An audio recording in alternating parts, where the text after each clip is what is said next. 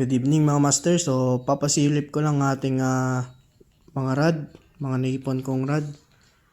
Iba't ibang klase, may telescopic, may travel rod, tsaka 2-piece, 2 section rods, jigging rod, may UL, light, medium, medium heavy.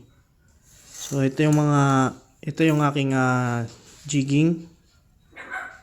Yan, mahaba yung sapwet niya. Ito din, pinag-jigging ko to, kapong.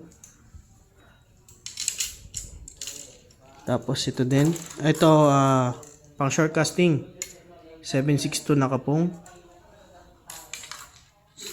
Tapos itong aking mga pang ultralight, mga mablos, ugly stick, ito travel rod.